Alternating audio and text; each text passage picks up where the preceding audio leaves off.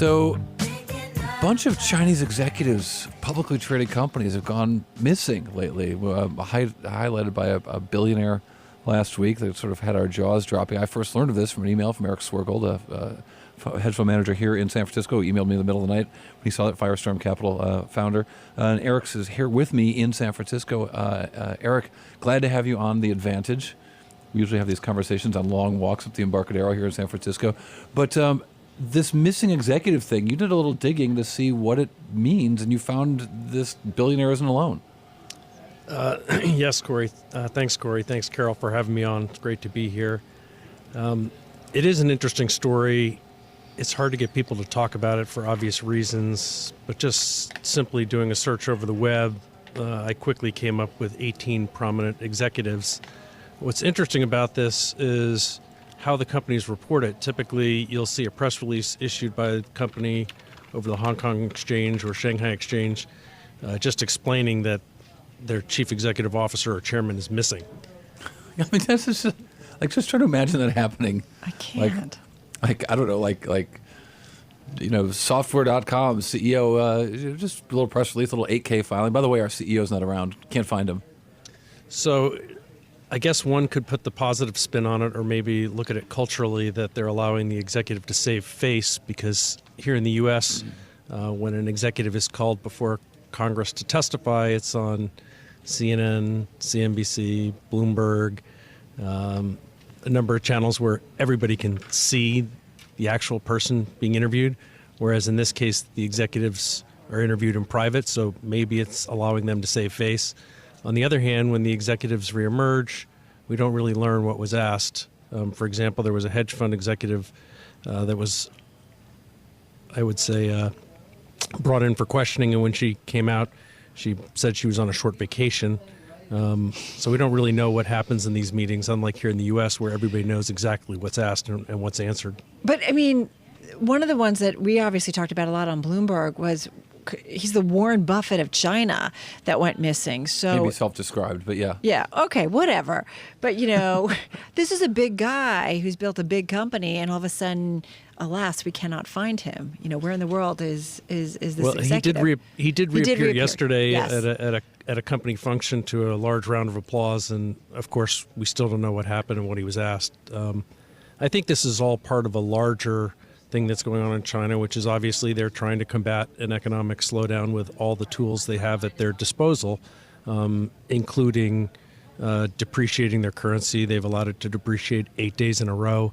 A number of people told me that when the RMB was included in the SDR program, that would allow the RMB to appreciate. I happen to disagree. I happen to think it's going to ease the path to depreciating the RMB. But clearly China's trying through currency, interest rates, and through these executive well, there's corruption, right? Isn't there corruption? Yeah. I mean, there's corruption, right, in the Chinese business community, and we don't know. There's ties to the government. We're trying to figure out how deep it is, how entrenched it is, how many players. I mean, that's the bigger, broader story, right? Well, we do know that's a broader story simply by looking at Chinese retail sales, because historically bribes have been paid in the forms of high-ticket items, including artwork and other high-priced goods. So, Eric, connect the dots. I don't quite get it. So, why the corruption investigation, the ramped-up corruption investigations, the missing executives? So your suggestion is that they've been abducted by the government, and the currency devaluation. I don't get it. So, you have a government that is trying, and a banking system, and a PBOC that is trying to control everything. Right.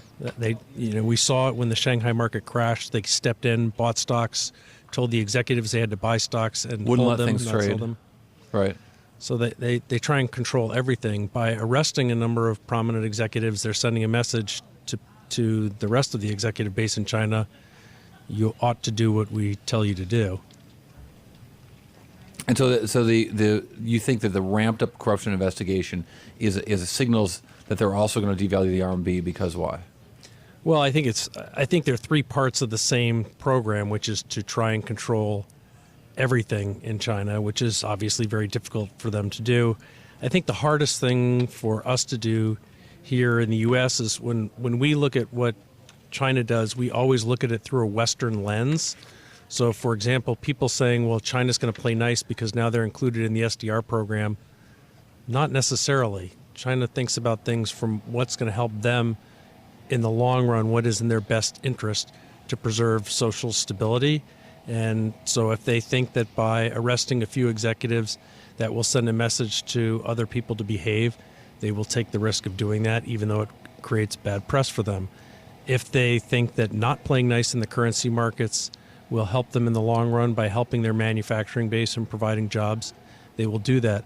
I started making the suggestion in my last shareholder letter that we could see a surprise devaluation in the RMB on Christmas Day, and people thought I was completely a lunatic for suggesting that, until I reminded people that back on December 27th of 1993, they devalued the RMB by 33% in one day.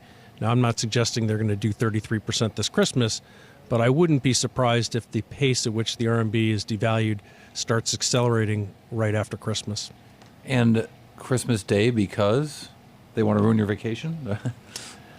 I don't think they're trying to ruin our vacation. It's just that, once again, we as Westerners can't think of things from their shoes. Christmas is not important to them.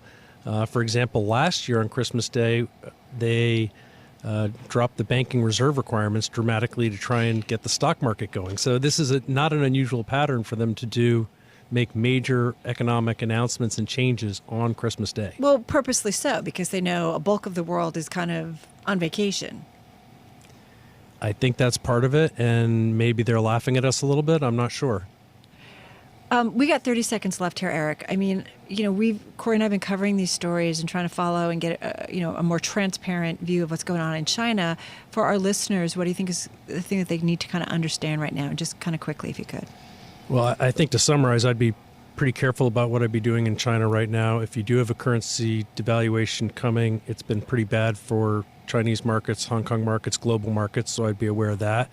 And also, if you're an owner of any shares in Hong Kong and China, you have to wonder every day whether the executives are going to be there the next day.